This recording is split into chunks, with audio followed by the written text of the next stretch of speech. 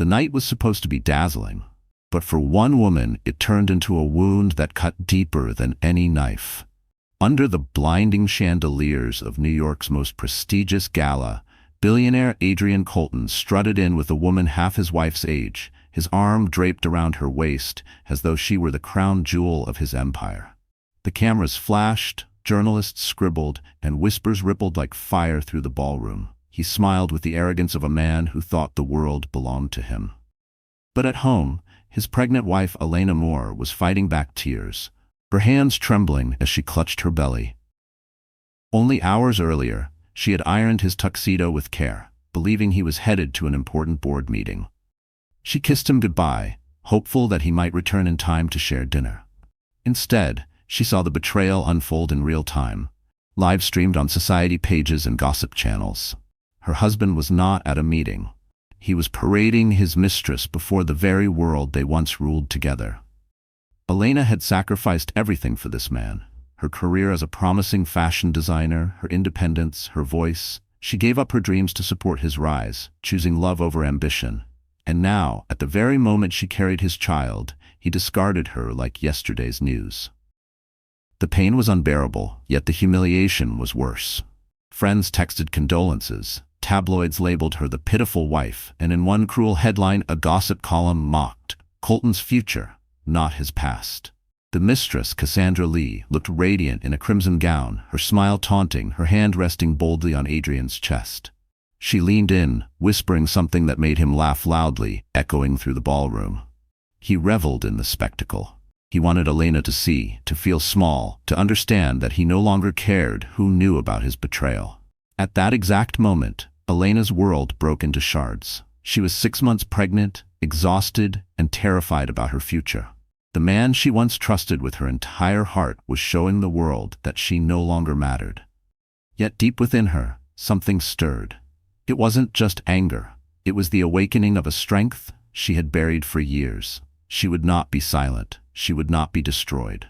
As the cameras continued to capture Adrian's proud display, Elena sat alone in their vast, empty penthouse, staring at the glow of the city lights. Her tears had dried, replaced by something far more dangerous: resolve. The world might see her as broken, but soon they would learn the truth. Adrian thought he was writing her ending, but what he had really done was light the fire for her greatest beginning. Because this story wasn't about a man who betrayed his wife.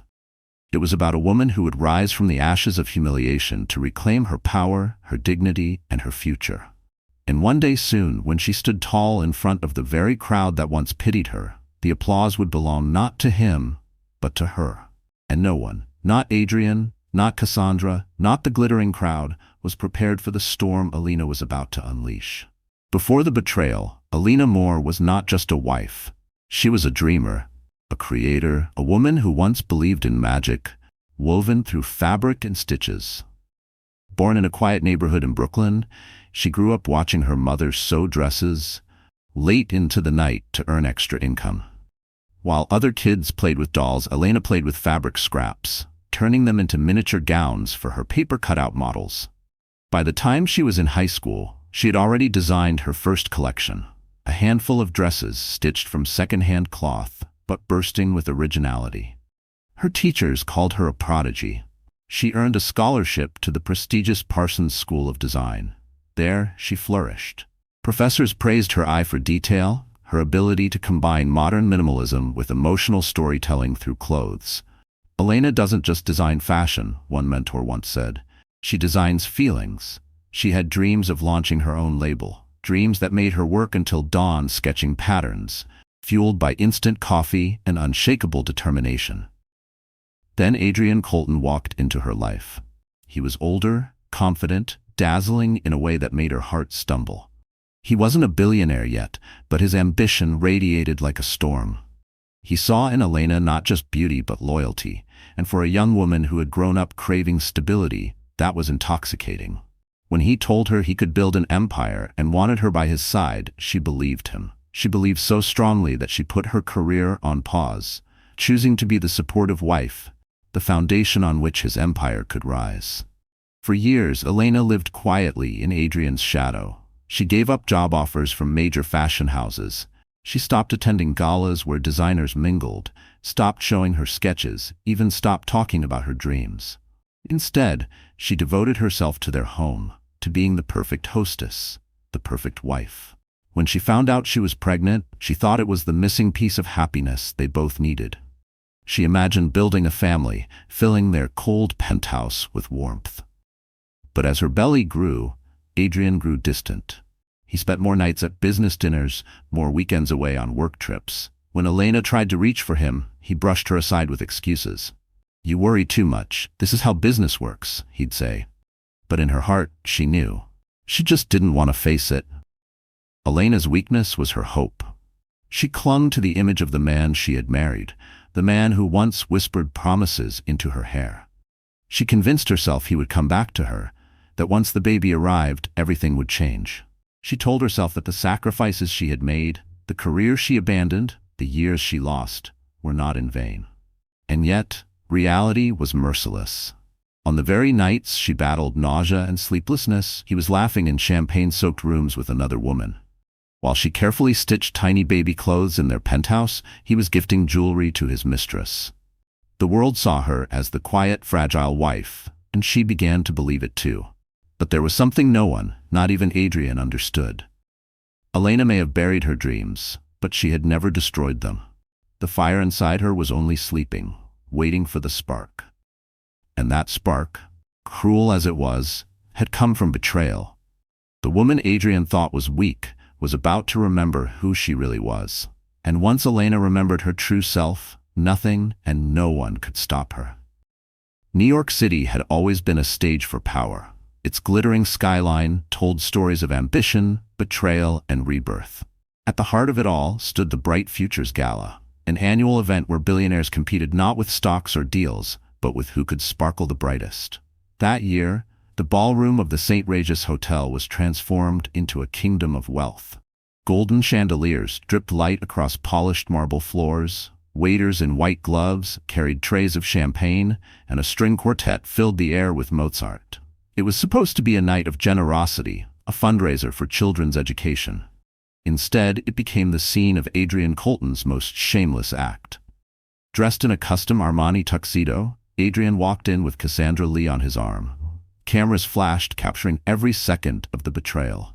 Cassandra wore a scarlet gown that seemed to challenge the room itself. Guests gasped, whispered, and turned their heads. Everyone knew Adrian was married.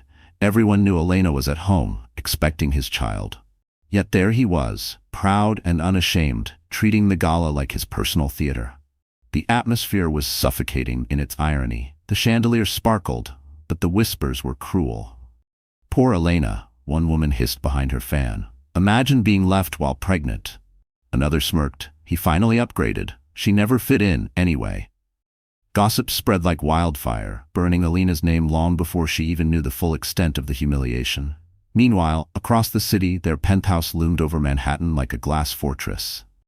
From the outside, it was perfection. Floor-to-ceiling windows, designer furniture, a rooftop garden no one ever used. But inside, it was cold. The silence of the rooms was deafening, broken only by the ticking of a designer clock on the wall. Elena sat alone on a velvet sofa, her phone glowing with endless updates about the gala. Each picture, each headline was another knife in her chest. The penthouse had never felt like home. It was Adrian's monument to himself, decorated by professionals, polished for the press, but void of warmth. Elena remembered the countless nights she had tried to fill it with life, cooking dinners, placing flowers on the tables, humming while sketching designs, but Adrian always came home too late, too tired, or too distracted. Now, as she stared at the empty dining room, she realized the house had never belonged to her. It had belonged to his ego. The contrast between the two settings could not have been sharper. At the gala, Adrian basked in applause, laughter, and the envy of his peers. At the penthouse, Elena battled loneliness, fear, and betrayal. He had the world's spotlight while she had only shadows, and yet in those shadows, something powerful was awakening. That night, as fireworks lit the sky outside, the city seemed to mock her. But Elena whispered to herself, almost like a vow, "This will not be the end of my story." The chandeliers could blind, the gossip could sting, but she still had her heart, her child, and a talent the world had forgotten. The gala would be remembered for Adrian's arrogance, yes. But soon, another gala, another stage, would be remembered for Elena's rise. And when that day came, the same city that pitied her would stand and applaud her name. Adrian Colton had always thrived on power. To the world, he was the perfect image of a self-made billionaire, sharp, charming, untouchable. He built his empire on ruthless ambition, swallowing small tech firms, reshaping markets, and manipulating every opportunity that came his way. But behind the polished smile and expensive tuxedos lived a man who craved validation more than love. Success wasn't enough for Adrian. He needed to flaunt it, to humiliate others, to feel larger by making someone else feel small. Cassandra Lee was the newest prize in his collection. At 26, she was beautiful in the kind of way that demanded attention. Long black hair, flawless skin, and a figure sculpted for red carpets. She knew exactly how to use her looks. She had once been his assistant, taking notes in meetings, fetching coffee, quietly listening while Adrian boasted about closing billion-dollar deals. Slowly, she learned what pleased him, obedience mixed with admiration. And Adrian, intoxicated by her youthful energy and cunning flattery, let her climb closer and closer until she was no longer just an assistant. At the gala, they were inseparable. Adrian introduced her to board members as though she were already his wife. He laughed too loudly at her jokes, placed his hand too firmly at her waist, and whispered into her ear with a tenderness he no longer gave Elena. Cassandra played her part flawlessly, flashing smiles, pretending to be overwhelmed by the glamorous world she now belonged to. But deep down, she wasn't just in love with Adrian, she was in love with his empire. Adrian's arrogance blinded him to the damage he was causing. He thought parading Cassandra in front of New York's elite would make him appear powerful, untouchable. What he didn't realize was that every whisper, every raised eyebrow, was carving cracks into his carefully crafted image. Investors wondered if he had lost discipline. Colleagues whispered about his judgment. Yet Adrian dismissed it all. "Let them talk," he told Cassandra as they clinked glasses of champagne. "They wish they were me." Cassandra smirked, but she had her own agenda. She wasn't content with being just the mistress. She wanted Adrian's name, his ring, his fortune. She wanted to erase Elena completely. To her, Elena was nothing but a shadow, weak, pitiful, forgotten. Cassandra had convinced herself that if Adrian discarded his wife once, he could erase her forever. She underestimated Elena's quiet strength, and that miscalculation would prove fatal to her plans. Back at the penthouse, Adrian had grown crueler over the months. He dismissed Elena's questions with sharp words. "Stop acting like a child," he'd sneer whenever she asked where he had been. When she showed him the tiny clothes she had sewn for their unborn baby, he shrugged. "We can buy better ones. Don't waste your time." When she cried, he told her she was being dramatic. In his eyes, Elena had become invisible. That was his greatest mistake. Because the woman he dismissed as fragile was about to rise in a way that neither he nor Cassandra could imagine. For now, though, Adrian believed he was untouchable. He thought the mistress at his side made him appear younger, more powerful. He thought Elena was finished. He thought betrayal had no consequences. But the empire he was so proud of was about to tremble, and the woman he underestimated was about to become his greatest downfall. The whispers of betrayal had been enough to wound her, but the moment of public humiliation carved scars Elena thought she would never heal from. It happened 3 days after the gala, at what should have been an ordinary board luncheon for Colton Industries. Elena had once been welcomed there as Adrian's wife, the quiet woman who stood at his side while he closed deals. Now her invitation had come more out of pity than respect, and she almost didn't go. But something in her heart told her she needed to face the truth head on, no matter how painful. She arrived in a simple navy dress, her baby bump unmistakable, her hair tied back in a neat bun. She carried a folder of sketches in her bag, not because she planned to show them, but because she needed something of herself close to her. As she stepped into the glittering banquet hall, the air changed. Heads turned, eyes narrowed, conversations dropped to hushed tones. Elena knew the looks. They were the same ones women used when they smelled blood in the water. And then she saw him. Adrian stood near the podium, a glass of champagne in hand, his arm proudly around Cassandra. She wasn't just there as a date this time. She was seated in the chair that used to be Elena's, the chair meant for the wife. Cassandra's laughter rang out, shrill and cutting, as if mocking Elena from across the room. Adrian spotted her, and for a split second, something flickered in his eyes. Was it guilt? Shame? No, it was annoyance. He walked over slowly, dragging Cassandra with him, and addressed her in front of the board members. "Elena," he said, his tone cold and rehearsed, "I didn't expect you here. You should be at home resting." The words cut deeper than knives. Resting. As if she were some fragile relic, unwanted and unnecessary. She tried to hold her ground, whispering, "I came to support you, Adrian." But Cassandra leaned in with a smirk, her perfume overpowering, and added, "Don't worry, Elena. I'll take care of him." The room erupted with awkward coughs and forced laughter. Board members looked at their shoes. No one defended her. No one stopped the cruelty unfolding in plain sight. Elena felt her cheeks burn, tears threatening to spill, but she refused to cry in front of them. She clenched her fists, her nails digging into her palms, reminding herself that she still existed, that she was more than their pity. Then came the final blow. Adrian raised his glass, tapping it for silence. "Ladies and gentlemen," he announced, "I'd like you to meet Cassandra Lee. She will be joining us as the new face of Colton Industries' philanthropic division." He kissed Cassandra's cheek as flashes from phones and cameras lit the room. Elena stood frozen. The division he spoke of had been her project, her idea, the one thing she had built with him. Now it was being handed to his mistress like a party favor. The humiliation was complete. Her identity as his partner, her role as his wife, even her contributions to his empire, all erased in one public declaration. But as the applause rang hollow around her, Elena realized something extraordinary. The very moment meant to destroy her had ignited something fierce inside her. Betrayal had taken everything, but it had also stripped her fear. She turned and walked out of the room, her back straight, her heart heavy but alive with a new resolve. What Adrian thought was her ending was in truth only the beginning of her revenge. That night, Elena returned to the penthouse in silence. The city lights glittered outside the windows, but they felt like a cruel reminder of everything she had lost. She dropped her bag onto the marble floor and sank into the sofa, her body trembling, her chest heavy with the weight of humiliation. For the first time in her life, she truly felt invisible, like a shadow passing through rooms that once belonged to her. Her phone buzzed endlessly. Articles, gossip posts, social media comments, each one sharper than the last. Cassandra shines as Colton's new queen, poor wife abandoned while pregnant. Elena Moore, out of place in a billionaire's world. She tried to put the phone away, but the voices clung to her like chains. She curled into herself, hugging her belly, whispering apologies to the child inside. "I'm so sorry," she cried, her voice cracking. "I wanted you to have a father.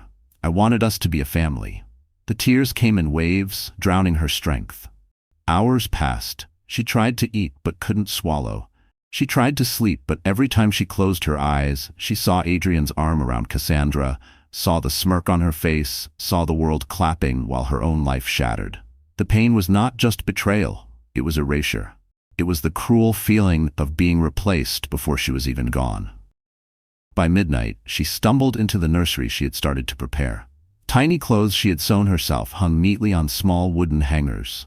A crib stood in the corner, covered with a quilt she had stitched by hand, each square carrying a memory, a piece of her hope. She touched the fabric and broke down again, sliding to the floor. "What am I going to do?" she whispered. "How will I raise you? How will we survive?" Her mind spiraled. She thought of leaving the city, disappearing into some small town where no one knew her name. She thought of retreating forever, letting Adrian and Cassandra have their empire while she lived in silence. For a brief, terrifying moment, she even thought of giving up completely, of surrendering to the darkness that pressed against her chest. But then, something unexpected happened. The baby kicked. A small, sudden movement from inside her womb, gentle yet powerful. Elena froze, tears still streaming, her hand pressed against her belly. The baby kicked again, as if reminding her, "I'm here. You're not alone." In that fragile moment, the despair cracked. She cried harder, but the tears felt different, less like drowning, more like cleansing. She whispered, okay, I hear you. I'll keep fighting, for you." Still, the night dragged on. She lay on the nursery floor until dawn, her body aching, her eyes swollen from crying. The city woke outside, taxis honking, people rushing to work, life moving forward without her. For Elena, time had stopped. But deep inside, beneath the exhaustion and the fear, a tiny ember of strength had been lit. This was her lowest point, the moment where she nearly broke completely. And yet, it was also the moment where survival whispered louder than surrender. She didn't know how, she didn't know when, but Elena would rise again, and when she did, the world that laughed at her would be forced to listen. Morning sunlight poured through the penthouse windows, casting long shadows across the cold marble floors. Elena dragged herself from the nursery, her body heavy from a night of crying, her spirit fractured. She expected nothing from the day, just more headlines mocking her, more silence from Adrian. But fate had a way of planting miracles in the darkest soil. It began with a knock at the door. Elena hesitated, wiping her swollen eyes before opening it. Standing there was Marcus Blackwell, one of New York's most elusive figures in the fashion industry. He wasn't just any designer, he was a billionaire mogul who had built an empire out of couture. His name commanded respect across Paris, Milan, and New York. Elena had met him once, years ago, when she was still a student at Parsons. Back then, he'd been a guest critic at her senior showcase. He'd stopped at her collection, lingered longer than expected, and whispered, "You have something rare. Don't waste it." Now here he was, standing in her doorway with eyes that seemed to see through her brokenness. "Elena," he said quietly, "you look like hell, but I hear you've been through it." Her first instinct was embarrassment. She wanted to shut the door, to hide her swollen belly, her trembling hands, her shame. But Marcus didn't flinch. He stepped inside as if he belonged there, his gaze scanning the lifeless penthouse. Then he noticed the folder of sketches she had left on the sofa. He picked it up, flipping through the pages. "These are yours?" he asked. Elena hesitated, her voice barely above a whisper. "Yes, they're nothing, just old drawings." "Nothing?" His tone sharpened. "This is vision. This is fire. You're sitting here drowning in pity while the world doesn't even know the brilliance you're hiding." Her eyes welled with tears. "I gave it all up.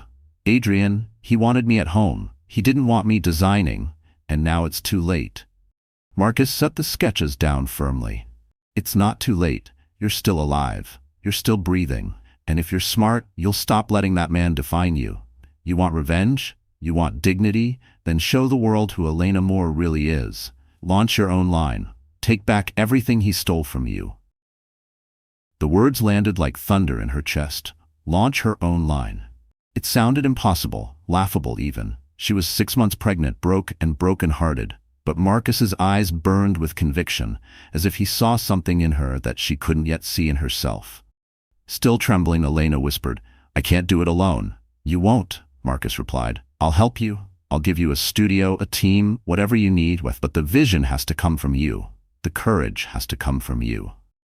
For the first time in months, Elena felt her heart beat with something other than despair. Could it be possible? Could she rise again, not as Adrian's discarded wife, but as her own woman? She placed her hand on her belly, feeling the steady rhythm of life inside her. Maybe this was her chance, not just for survival, but for rebirth. Marcus leaned closer, his voice a low promise. "Remember this, Elena, the best revenge isn't tears, it's success. Make him watch as the world applauds you." And in that instant, the broken wife became a woman on the edge of transformation. The storm inside her was no longer grief, it was the beginning of fire. The following week marked a turning point in Elena's life. For days she had stared at Marcus's words echoing in her mind. The best revenge isn't tears, it's success. At first they felt too heavy to carry. She was still exhausted, still bruised from betrayal. But as she sat in the nursery, surrounded by half-finished baby clothes, a new thought pushed its way into her heart. What if he was right? What if I could rise again? Elena began with the simplest act, unpacking her old sewing machine from the storage closet. Dust clung to its corners, a silent reminder of the years it had been forgotten. She set it on the dining table and ran her hands over the familiar surface. Memories came flooding back. Nights in her student dorm sketching collections, mornings at fashion school critiqued by professors, the rush of fabric between her fingers. That life had felt like it belonged to someone else. Now, she was determined to make it hers again. The first few stitches were shaky. Her hands trembled, her eyes blurred with tears of fatigue. But with each press of the pedal, each hum of the machine, something inside her came alive again. She started small. A dress for herself, loose enough to fit her pregnancy, elegant enough to remind her she was more than just a discarded wife. When she tried it on, standing in front of the mirror, she didn't see pity. She saw possibility. Marcus visited often, checking on her progress. He never offered pity, only blunt honesty. "That seam is crooked. Do it again," he'd say, tossing a piece of fabric back at her. At first she bristled, embarrassed, but soon she realized his criticism wasn't cruelty. It was belief. He pushed her because he knew she could do better. By the end of the second week, Elena had filled the penthouse dining room with sketches, fabric swatches, and half-finished garments. For the first time since Adrian's betrayal, the silence of the apartment wasn't crushing, it was filled with the rhythm of creation. Still, the journey was far from easy. Elena battled morning sickness, swollen ankles, and sleepless nights. There were moments she wanted to quit, moments she broke down in tears at the machine. But every time, she placed her hand on her belly and whispered to her unborn child, "We're doing this together. I promise you, we will not be defeated." Word spread quietly.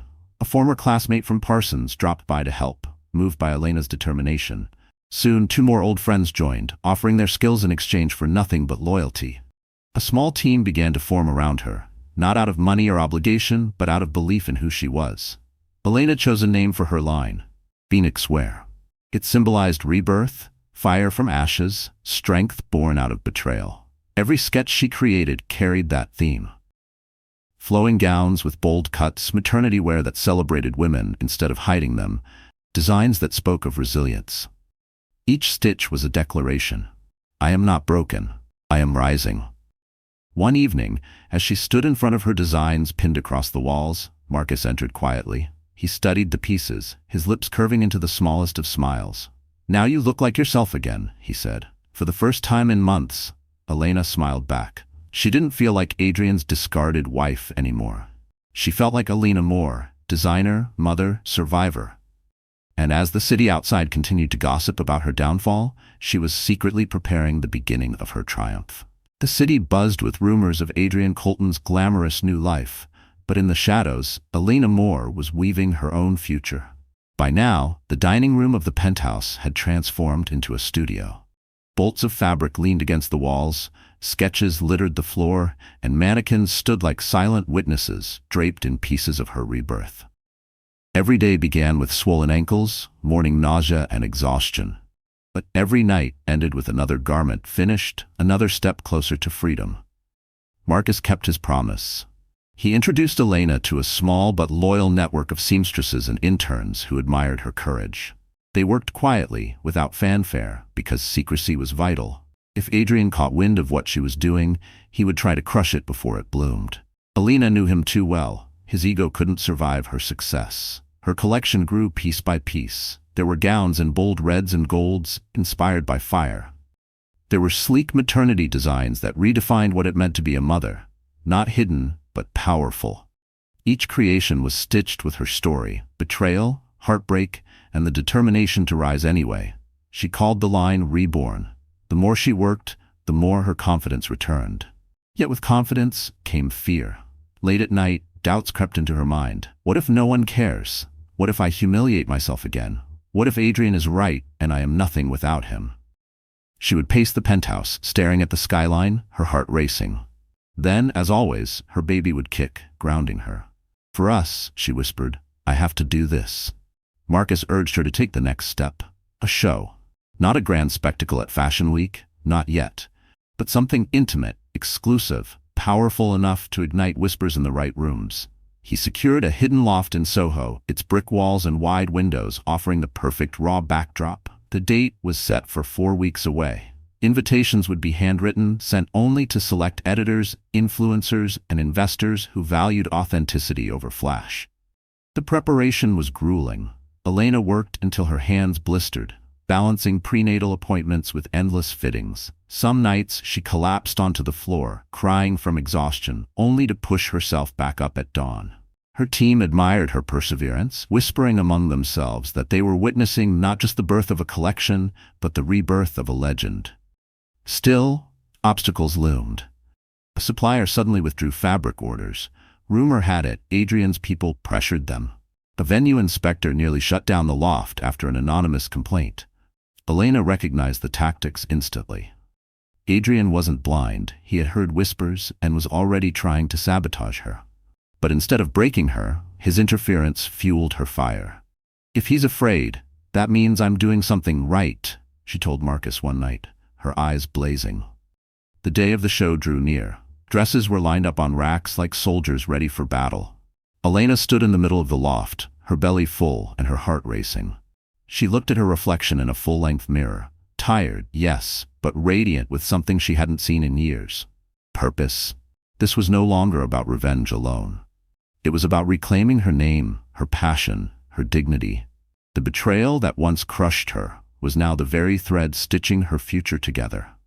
And when the night of the show arrived, Elena Moore would no longer be the forgotten wife. She would be the designer the world could not ignore. The night of the show arrived like a storm brewing on the horizon. The loft in Soho had been stripped down to its bones, leaving exposed brick, polished concrete floors, and wide windows that framed the glittering skyline. Long rows of candles lined the runway, their flickering light casting a golden glow. Guests arrived in sleek black cars, whispers following them as they stepped inside. They weren't here for another corporate gala or a flashy billionaire spectacle.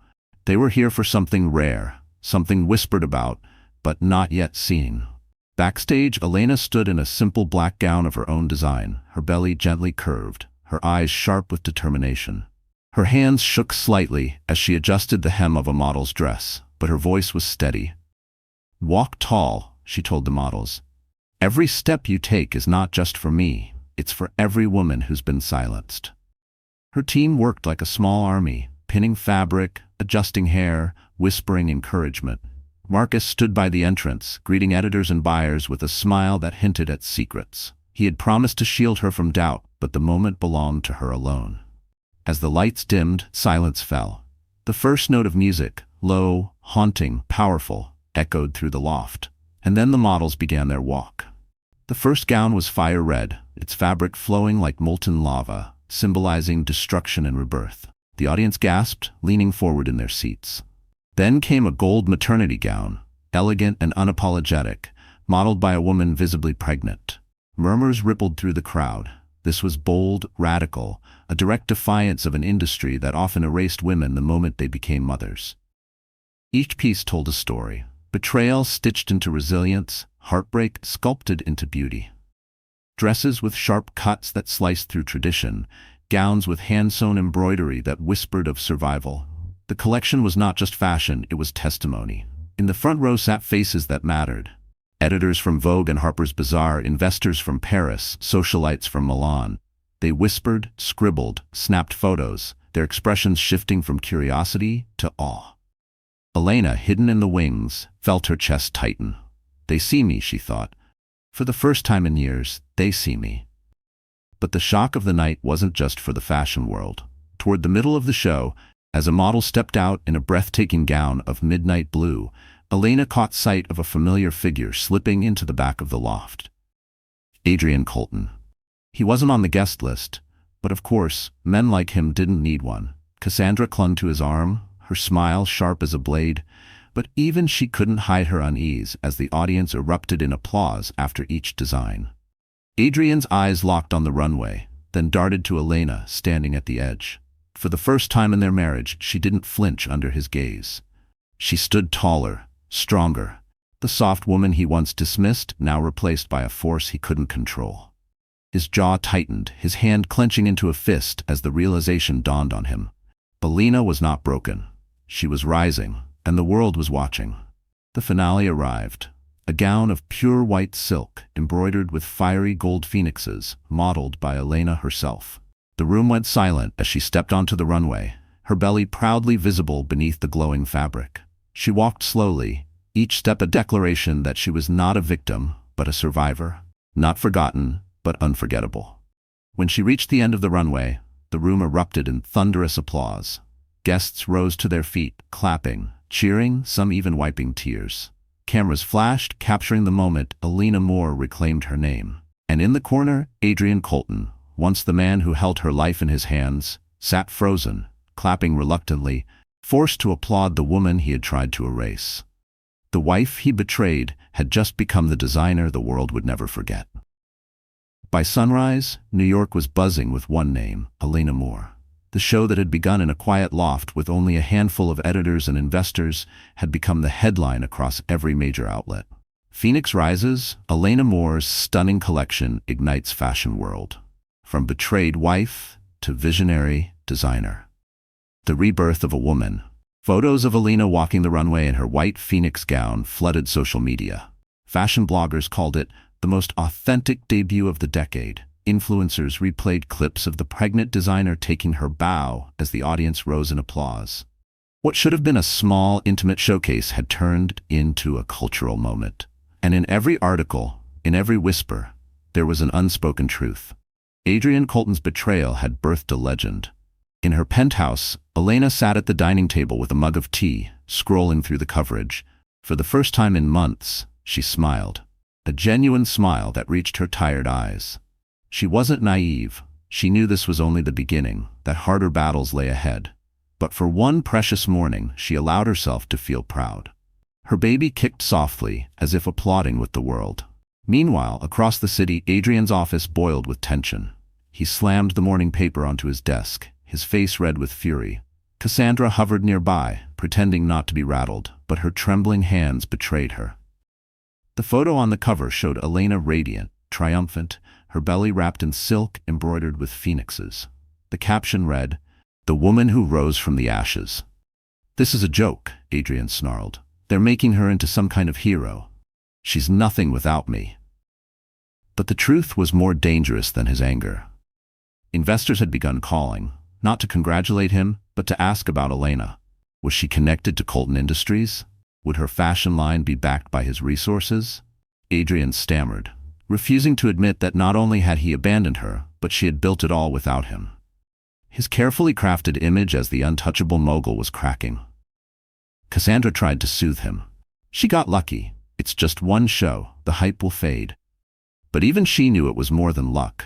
She had been there, in the loft, and had seen the way the audience leaned forward, the way editors whispered Alina's name with reverence. Cassandra felt a pang of fear. If Alina continued to rise, where would that leave her? By midday, Marcus called Alina with news that cemented her comeback. "Paris wants you," he said simply. "They've invited you to show at Fashion Week next season." Alina's breath caught.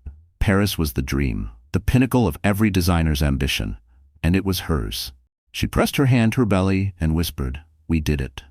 That evening, as more headlines spread, Adrian's fury turned to desperation. He made phone calls, pulling strings, trying to sabotage her suppliers, to block her invitations. But it was too late. The momentum was unstoppable. Alina's story wasn't just fashion. It was human.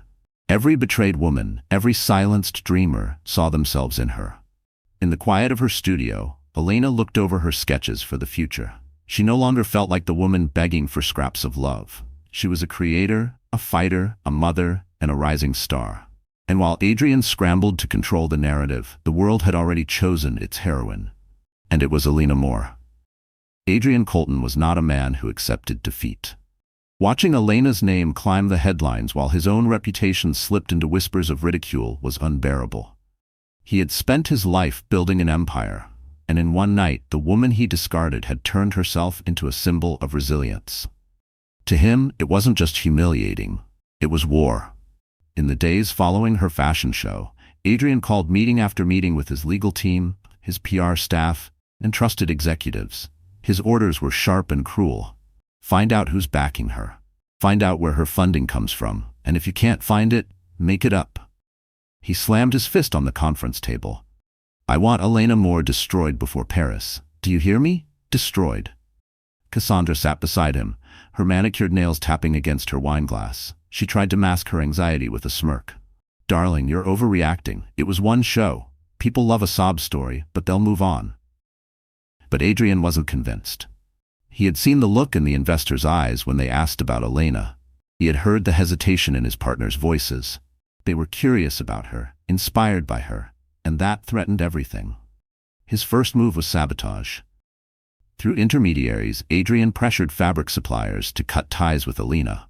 One by one, calls began to come into her studio. "I'm sorry, Miss Moore, we can't continue our contract." The excuses were vague. Unforeseen shortages, overbooked capacity. But Elena knew whose hand was behind it. When that didn't slow her down, Adrian escalated. He leaked false rumors to the press that Marcus was only helping her because of a secret affair, that Elena's pregnancy was a publicity stunt, that her designs were plagiarized from an obscure European house. Tabloids picked up the stories, splashing them across pages with cruel headlines. Elena read them with trembling hands, her stomach tightening with stress. Her team looked at her with worried eyes, but Marcus told her firmly, "Don't you dare let him win. Rumors fade. Talent doesn't." Adrian's next weapon was legal. His attorneys filed a motion claiming that Elena's new brand violated marital property rights, that because she had been married to him while developing her skills, he had partial ownership of her work. It was a desperate, outrageous claim, but it was enough to drag her into court, to stall her progress, to drain her energy. In the courtroom, Adrian wore the same smug smile he always did, as if convinced the system would bend to him. But this time, Elena didn't cower. She stood in front of the judge, belly full and eyes sharp, and said, "These designs are mine. My work, my vision, my future. He may have tried to silence me, but he does not own me." Her words echoed in the chamber, sending a ripple through the gallery. For a moment, Adrian faltered. He hadn't expected her to fight back with such fire. But his pride hardened again. "Enjoy your little victory," he whispered as they left the courthouse. "Paris will never let you in. I'll make sure of it." Elena walked past him without flinching. For the first time, it was clear. Adrian wasn't in control anymore. He was panicking, scrambling, desperate. And the more he fought, the more the world began to see him not as a powerful mogul, but as a man terrified of the woman he betrayed. And Adrian Colton had good reason to fear, because Elena Moore's rise was only just beginning. The weeks following Adrian's legal ambush could have crushed Elena.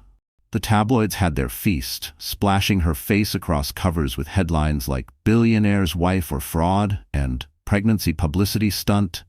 Reporters lingered outside her building, shouting cruel questions whenever she stepped out for air. Suppliers she had trusted for fabric canceled contracts one after another. To the outside world, it looked like she was cornered, a fragile woman in over her head. But Elena had already survived something far worse, the night of betrayal. Compared to that, gossip and sabotage were just noise. She gathered her team in the studio one morning, her swollen belly leading the way as she stood in front of racks of half-finished gowns. The mood was heavy. Her assistants avoided her eyes, afraid to voice what they all feared, that Adrian was winning. But Elena's voice cut through the silence with surprising strength. "Listen to me," she said firmly. "He thinks he can scare us. He thinks he can break us with rumors and lawyers. But he's wrong. This is bigger than Adrian Colton. This is about proving that we don't need his world to survive. We will finish this collection. We will go to Paris. And when we do, the applause will drown out every lie he's tried to tell." Her words lit a fire in the room. Heads lifted, eyes brightened, and one by one her team nodded. Marcus leaned against the wall, arms crossed, hiding a smile. He had seen many designers rise and fall, but Elena's resilience was something rare, born not from ambition, but from survival. With suppliers cutting her off, Elena had to improvise. She turned to small local fabric shops, sourcing scraps and remnants others dismissed as useless. She stitched them together into bold patchwork designs, transforming limitation into innovation. The dresses looked raw, defiant, like living metaphors of her journey, broken pieces reborn into something extraordinary. When a gossip magazine accused her of copying another designer, Elena refused to issue a defensive statement. Instead, she invited a journalist into her studio, showing them her process, her sketches, her hand-stitched seams. The article that came out the next week flipped the narrative. Colton sabotage backfires. Elena Moore proves her work is original. At night, when exhaustion threatened to break her, Elena found strength in the smallest moments. She would run her fingers over her belly and whisper to her unborn child, "We're almost there. Paris is waiting for us. Each kick, each flutter reminded her why she couldn't quit. Meanwhile, invitations for Paris Fashion Week loomed closer. Other designers scoffed at the idea of a newcomer making an impact. Adrienne pulled strings to have her blacklisted, but whispers about her Soho show had already spread internationally. Editors wanted to see the woman who had walked the runway pregnant, unapologetic, and powerful. Curiosity was stronger than sabotage. Marcus brought news one evening that sealed her determination. "You're confirmed for Paris," he said, placing the official letter in her hands. Elena traced the embossed lettering with trembling fingers, tears welling in her eyes. She had made it. Against gossip, against sabotage, against the man who wanted her erased, she was going to Paris. That night, Elena stayed late in the studio, sewing until her fingers bled. The machines hummed, the city glowed outside, and for the first time, she felt unstoppable. She wasn't just surviving Adrienne's attacks, she was thriving because of them. His cruelty had become her fuel. And as Paris awaited, Elena Moore was ready to show the world that from ashes, a phoenix always rises higher. The City of Light had seen countless debuts, but Paris Fashion Week had never witnessed a story like Elena Moore's. From the moment her name appeared on the schedule, whispers filled the fashion world. The betrayed wife? She's showing in Paris? Some laughed, some doubted, but many were curious. Could she really stand beside the legends of couture after only one underground show in New York? The venue was a historic theater near the Seine, transformed into a cathedral of style. Marble columns framed the runway, chandeliers dripped light like melted gold, and the air buzzed with expectation. Journalists from every corner of the globe filled the seats, alongside buyers, celebrities, and critics whose words could make or break a career. Backstage, Elena's hands shook as she adjusted the final dress. She was 8 months pregnant now, her body heavy, her ankles swollen. Every doctor had told her to slow down, to rest, but she refused. This wasn't just a show, it was her rebirth. She looked at her team, the same loyal souls who had stayed when suppliers fled, and whispered, "No matter what happens out there, thank you. You saved me." Marcus stepped forward, his voice calm but fierce. "No, Elena, you saved yourself. Now go show them why." The lights dimmed. Silence fell. A single note of haunting violin pierced the air, and then the first model stepped onto the runway. The audience leaned forward instantly. The opening gown was a masterpiece of black silk, slashed with streaks of crimson, symbolizing wounds turned into power. Gasps rippled through the crowd. Each piece that followed carried the weight of Elena's journey. Metallic gowns stitched from patchwork scraps, symbolizing survival. Flowing white dresses embroidered with phoenixes representing rebirth. Bold maternity pieces, declaring that motherhood was not weakness but strength. The critics scribbled furiously. Camera flashes lit up the room like stars. Murmurs turned into awe. This was not a pity show. This was genius. And then, the finale. Elena herself emerged, radiant, her belly prominent beneath a gown of shimmering gold. The dress flowed around her like molten sunlight, the train embroidered with flames that seemed to dance as she walked. The crowd fell silent. Here was a woman the world had mocked, discarded, written off. And yet here she stood, unapologetic, transformed into living art. Halfway down the runway, Elena caught sight of him. Adrienne had flown to Paris, Cassandra clinging desperately at his side. His eyes widened, his jaw clenched. The same woman he had humiliated in New York was now commanding the Paris stage, and the world was bowing to her. Cassandra's smile faltered as the audience rose to its feet, clapping, cheering, chanting Elena's name. Elena didn't flinch. She walked past them without a glance, head held high, her every step a declaration. "You do not own me. You never did." At the end of the runway, the theater erupted. Applause thundered, cheers echoed, some audience members even wept. Elena bowed, tears shimmering in her own eyes, her hand instinctively resting on her belly. She wasn't just presenting a collection, she was presenting her survival, her strength, her child's future. In that moment, Paris crowned her not just as a designer, but as a symbol. And as Adrienne sat frozen in the shadows, the woman he betrayed became the star the fashion world would never forget. Paris didn't just applaud Elena Moore, it crowned her. By the morning after her show, her face dominated the covers of every major magazine. Phoenix of Paris, read Vogue. Strength in stitches. Elena Moore redefines couture, declared Harper's Bazaar. Social media exploded with clips of her golden gown shimmering under the runway lights, of her pregnant figure walking with pride. Hashtags bearing her name trended worldwide. Overnight, Elena wasn't just a designer, she was a movement. Across the globe, women reposted her photos with captions like, "For every woman who was told she wasn't enough." Survivors of betrayal and hardship wrote messages thanking her for inspiring them. Fashion critics, usually merciless, praised her courage and artistry. The buzz was electric. Buyers from Milan, Tokyo, and Dubai lined up to place orders. Her label Phoenix Wear had gone from a whisper to a roaring fire. In New York, Marcus's phone rang non-stop with offers of collaborations, partnerships, and sponsorships. "The world wants you," he told Elena, showing her the stack of contracts. But Elena, though overwhelmed, kept her focus. "I didn't start this for money or fame," she reminded him softly. "I started this to survive. Everything else is just extra." But while the world celebrated, Adrian Colton's empire began to crack. At first, he tried to spin the narrative, telling reporters he fully supported Elena's success. But the press didn't buy it. Too many insiders whispered the truth, that he had abandoned her while pregnant, that he had flaunted his mistress while Elena stitched her comeback in secret. His image of the charming billionaire husband turned into that of a cowardly betrayer. Stockholders noticed.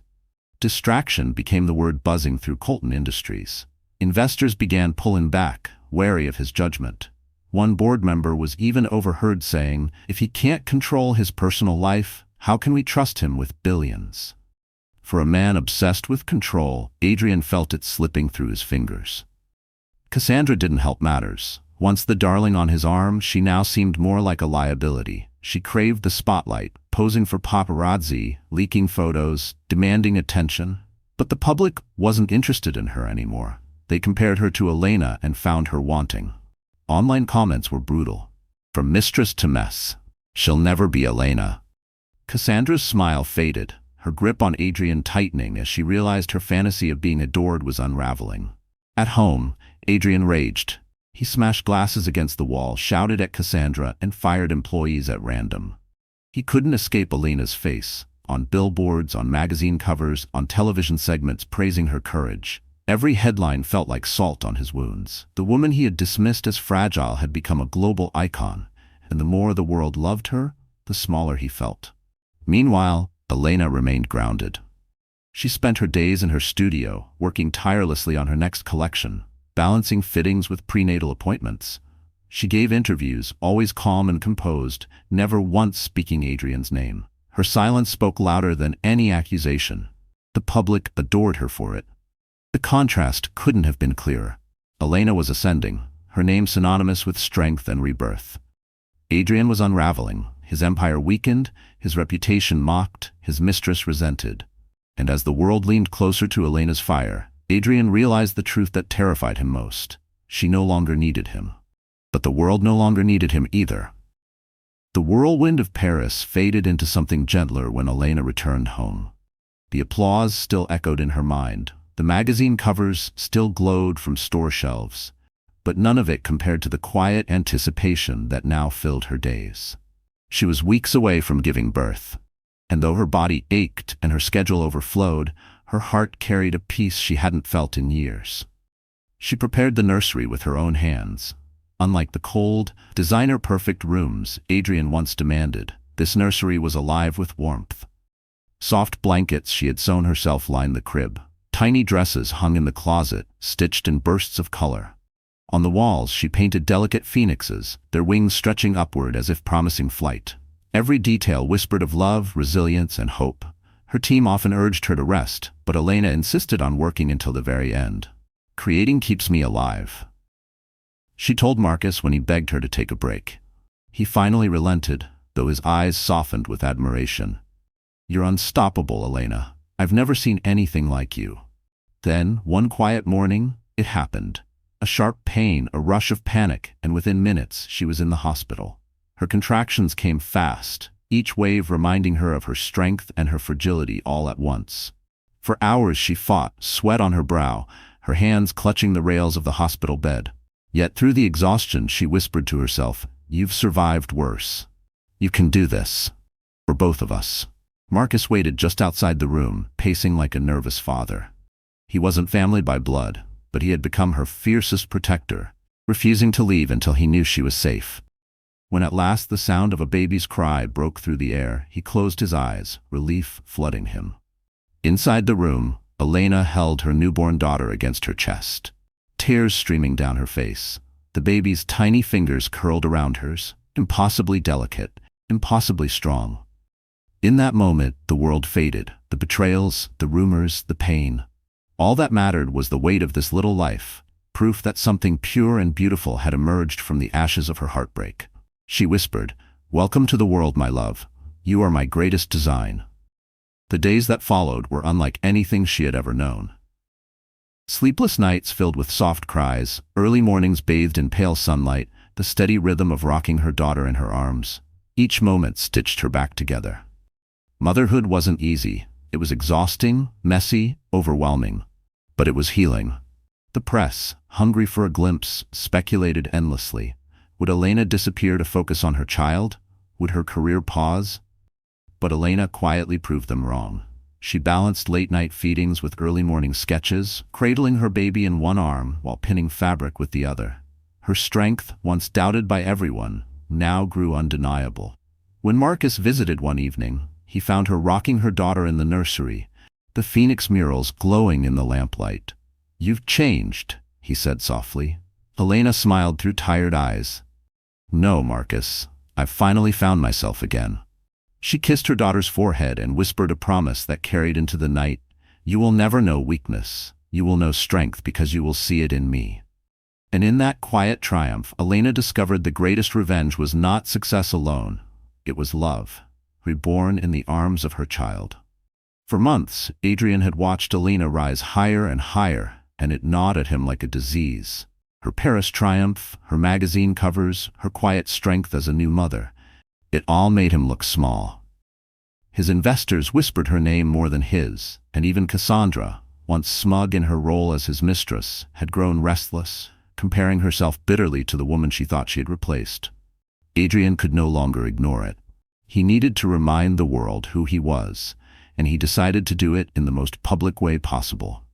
The perfect stage arrived with the annual New York Philanthropy Gala, a night where the city's elite gathered for charity and spectacle. Adrian made sure his name was attached to the event, plastered on every banner, every program. He would reclaim the spotlight. But what he hadn't counted on was that Elena, now an icon in her own right, had also been invited. Not as his wife, not as his shadow, but as a celebrated designer. The ballroom glittered with gold and crystal, the air buzzing with chatter and the clink of champagne glasses. When Elena arrived, wearing a flowing gown of deep emerald silk from her own line, all eyes turned. Whispers followed her like a trail of fire. "She looks radiant." That's Elena Moore, the phoenix herself.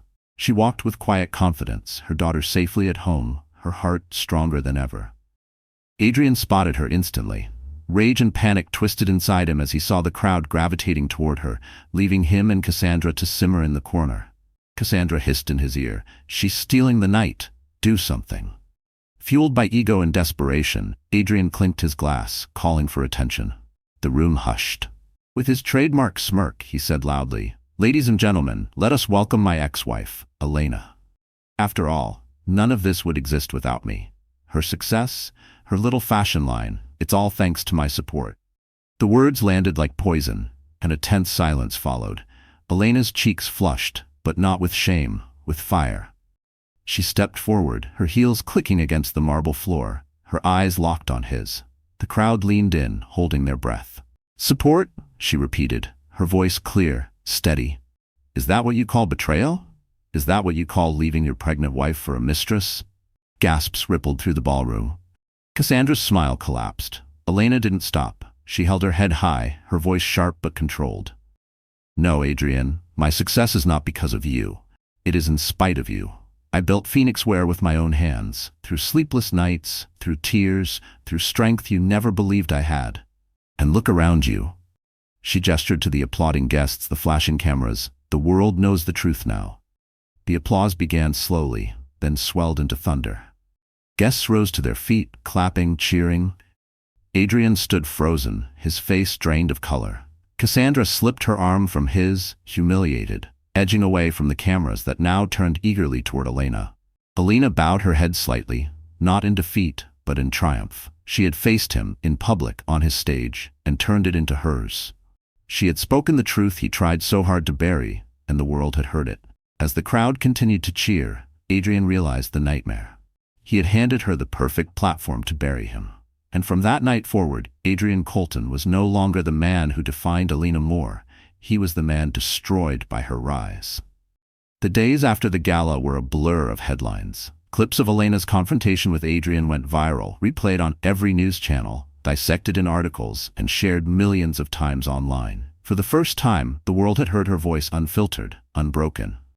She had not just defended herself, she had declared her truth. People cheered her courage, but Elena knew the true symbol of her triumph was waiting at home in the nursery. Her daughter, Ava.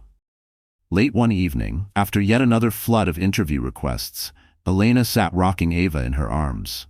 The baby's tiny fingers curled around hers, her soft breath steady against Elena's chest. In the quiet of that moment, Elena realized that all the applause, all the headlines, all the praise meant nothing compared to this. The life she held in her arms. Ava wasn't just her daughter.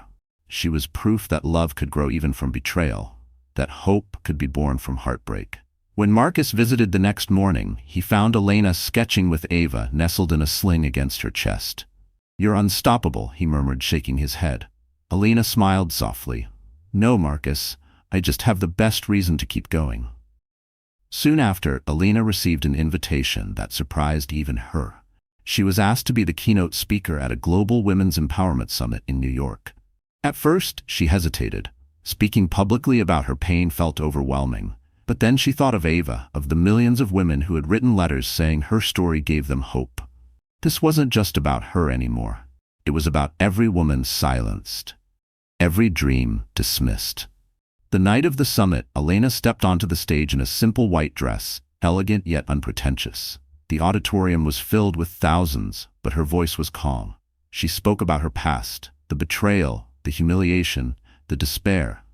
But then she spoke about resilience, about finding strength in the ashes, about how her daughter had become her guiding light. Halfway through her speech, a murmur swept through the crowd. Elena paused, then turned. At the side of the stage, a caregiver carefully wheeled out a stroller. Ava was there, blinking at the bright lights, her little hands reaching upward. The audience gasped, then softened into silence. Elena lifted her daughter into her arms, holding her against her chest.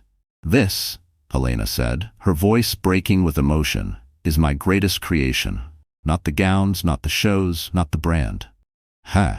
She is the reason I refuse to break. She is proof that we are stronger than the pain that tries to define us. For her, I chose to rise. And for every woman here tonight, you can rise too."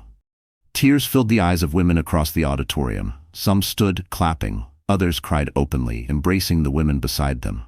The applause swelled until it was deafening, but Elena barely heard it. All she felt was the weight of Ava in her arms, warm and alive, her symbol of hope made flesh. Backstage afterward, Marcus whispered, "You've done more than win tonight. You've healed." And Elena, her eyes brimming with tears, finally believed it. In that moment, the applause wasn't just for her. It was for every woman who had ever been broken, and every woman who chose to rise again. For years, Adrian Colton believed himself untouchable. His empire stretched across continents, his face graced magazine covers, his words moved markets. But arrogance has a way of planting seeds of destruction. And now, those seeds bore fruit. The first cracks appeared quietly. Investors pulled out of projects, citing instability. Stock values slipped, then plummeted. Whispers of mismanagement and shady deals began surfacing, whispers Adrian had spent years burying with money and charm.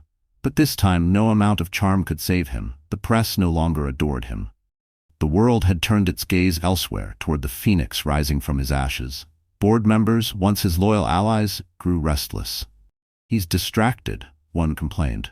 "This obsession with his ex-wife is costing us millions." Another added, "He's become a liability.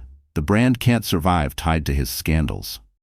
Meetings turned cold, votes shifted, and Adrian found himself cornered in the very boardroom he had once commanded. At home, things were no better. Cassandra, once smug and glamorous at his side, began to unravel under the weight of public scorn. She had wanted to be adored, but instead she was ridiculed. The press dubbed her the mistress who lost. Online comments cut like knives, comparing her desperation to Elena's dignity. Fights between her and Adrian erupted daily, screaming matches that ended with slammed doors and shattered glasses. Desperation drove Adrian to recklessness. He tried to sue Elena again, this time for defamation, claiming her public speech at the summit had damaged his reputation. The case backfired spectacularly. In court, Elena's lawyers unveiled a mountain of evidence, emails, recordings, and testimonies from employees Adrian had mistreated. The truth spilled into the public eye: fraud, intimidation, and years of corruption. The courtroom gasped, cameras clicked, and the once powerful mogul was exposed as nothing more than a bully in a tailored suit. The final blow came from his own board. In a historic vote, Adrian Colton was ousted as CEO of Colton Industries. Security escorted him out of the glass tower he had built, cameras capturing every humiliating second. The man who had once strutted into galas with champagne in hand now walked with his head down, his empire gone, his name tarnished. News outlets relished the fall. From billionaire to bankrupt, the Adrian Colton collapse, the price of betrayal. Talk shows mocked him. Comedians turned his story into punchlines. For a man who lived on the adoration of others, the humiliation was unbearable. Meanwhile, Elena's star only burned brighter. Every headline about Adrian's downfall mentioned her name, not as his wife, not as his victim, but as the woman who had risen above him. She didn't celebrate his collapse. She didn't need to. Her silence was louder than his screams. Cassandra left soon after, vanishing into the same shadows she had once clawed her way out of. Without Adrian's wealth and status, she had no reason to stay. She left him with nothing: no company, no reputation, no love. One evening, Adrian sat alone in a dark apartment, the clinking of ice in a glass his only company. He flipped through channels, every station showing Elena's latest triumph. Her smile filled the screen, radiant, powerful, untouchable. He hurled the remote against the wall, but it didn't change the truth. The world had chosen its victor. And Adrian Colton's name would forever be remembered, not for his empire, but for the day it crumbled beneath the rise of Elena Moore. Months after Adrian's fall, the world looked very different for Elena Moore. What began as whispers in a Soho loft had become a global fashion empire. Phoenix Wear wasn't just a brand, it was a movement. Her designs appeared on red carpets, in glossy magazines, and on women who had once believed they were invisible. Each gown carried a story, each stitch a declaration that brokenness could become beauty. But Elena's greatest victory wasn't in sales or accolades. It was in the quiet moments, rocking Ava to sleep after a long day, hearing her daughter's laughter echo through the home she had built on her own terms. The woman who once cried on the nursery floor now walked with unshakable strength, her daughter always at her side. The world demanded more from her: more interviews, more shows, more speeches. And Elena gave, but always with authenticity. She spoke not as a celebrity, but as a survivor. When invited to Harvard to speak to young women about resilience, she stood on the stage, her voice steady. Your worth is not defined by who leaves you, but by what you choose to build from the ashes they leave behind. The audience, packed with students, mothers, and dreamers, erupted in applause. Marcus, ever her ally, continued to guide her career, but now with a different kind of respect. He no longer saw her as someone he had saved, but as a leader in her own right. You don't need me anymore, he joked one evening as they toasted champagne after another successful show. Elena smiled softly. Everyone needs someone. You believed in me when I didn't. That will never be forgotten. Adrian, meanwhile, faded into obscurity. His name appeared only in cautionary tales, business schools dissecting his downfall as a lesson in arrogance and betrayal. Occasionally, a reporter would try to bait Elena into commenting on his collapse. She always responded with grace. His story isn't mine anymore. I'm focused on the future. And with that, she closed the chapter for good. Her final triumph came at the Global Fashion Summit in Milan, where she was honored with the Designer of the Year award. The grand stage glittered with lights as she walked forward, Ava, now a chubby-cheeked toddler, clutching her hand. The audience rose to their feet in a standing ovation, not just for the gowns she had created, but but for the journey she embodied. Elena stood at the podium, her daughter on her hip, and spoke the words that would define her legacy. I was told I was weak. I was told I was finished. I was told I was nothing without a man beside me. But tonight I stand before you as proof that none of those things were true. To every woman who has been betrayed, silenced, or broken, this is your reminder. You are stronger than you know. You are not defined by your scars, but by the fire you create from them. Rise, always rise.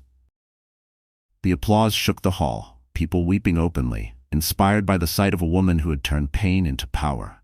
Elena kissed Ava's forehead, her eyes shining with tears of gratitude. Her journey was complete. Not because she had destroyed Adrian, but because she had rebuilt herself into someone even she once thought impossible. The betrayed wife was gone. In her place stood Elena Moore, mother, designer, survivor, and symbol of hope. So, that's the end of our story. My friends, you're still here with me, aren't you? If you've stayed until now, it means something in this journey has touched your heart in its own quiet way. Maybe it reminded you of your own struggles, or maybe it whispered that you, too, are stronger than you think. Elena's story isn't just about betrayal and revenge, it's about healing, resilience, and discovering that your worth is never defined by someone else. The Stoic philosopher Epictetus once said, "We cannot choose our external circumstances, but we can always choose how we respond to them." Elena chose to rise, and so can you. If life has ever broken you, remember, scars are not signs of weakness. They are proof that you survived. Like Marcus Aurelius wrote, "What stands in the way becomes the way." The obstacles, the heartbreak, the betrayals, they can all become the very fire that shapes you into who you're meant to be. So, if this story spoke to you, do me one favor. Hit that like button, share this with someone who needs hope, and subscribe to our channel. Because together, we'll keep telling stories that heal, inspire, and remind us we can always rise again.